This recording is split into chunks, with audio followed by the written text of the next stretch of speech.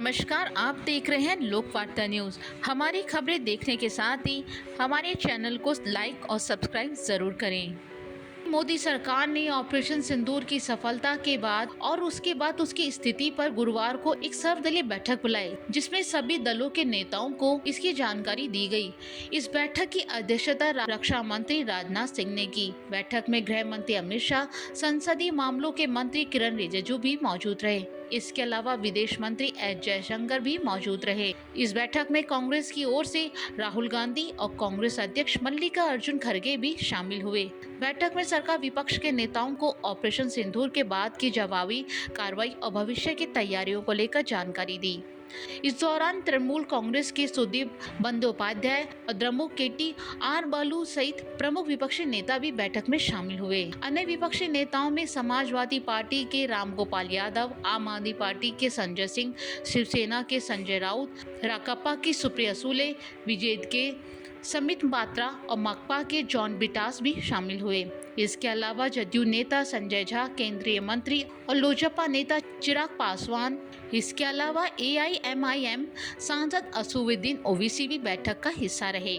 इस बैठक के बाद कांग्रेस अध्यक्ष मल्लिकार्जुन खड़गे ने कहा कि सर्वदलीय बैठक में सरकार ने जो भी कहा वो हम सब ने सुना। साथ ही उन्होंने कहा कि रक्षा से जुड़ी कई गोपनीय बातें हैं जो हम सामने नहीं रख सकते। हमने भी सर्वदलीय बैठक में कहा कि संकट की घड़ी में हम सब सरकार के साथ हैं और देश हित में सरकार के साथ रहेंगे। वहीं ओबीसी ने कहा कि सर्वदलीय बैठक में मैंने ये सुझाव दिया कि TRF के खिलाफ एक वैश्विक अभियान चलाया जाना चाहिए। साथ ही हमें FATF में पाकिस्तान के ग्रे लिस्ट करने के लिए भी प्रयास किए जाने चाहिए। इस दौरान रक्षा मंत्री राजनाथ सिंह ने सर्वदलीय बैठक में कहा कि ऑपरेशन सिंदूर के तहत भारतीय हमलों में कम से कम 100 आतंकवादी मारे गए।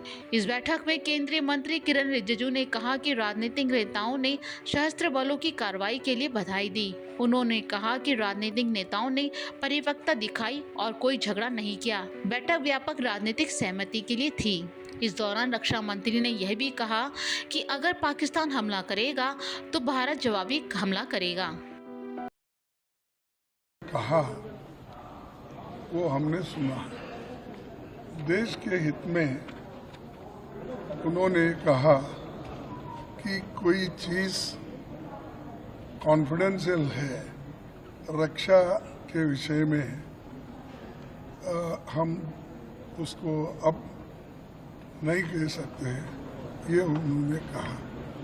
तो हम सभी जितने भी पार्टी के लोग थे, सभी ने ये बताया कि इस घड़ी में, इस संकट के घड़ी में हम सब आपके साथ हैं और आप जो काम कर रहे हैं करते रहिए और देश के हित में हम आपके साथ रहेंगे। बस सही है कि ऐसी चीजें हैं जो डिस्कस नहीं करनी है, तो बस सब ने सपोर्ट। सरकार ने जानकारी दी, गंभीर विषय था, इसलिए सब ने गंभीरता से अपने बात को रखा है।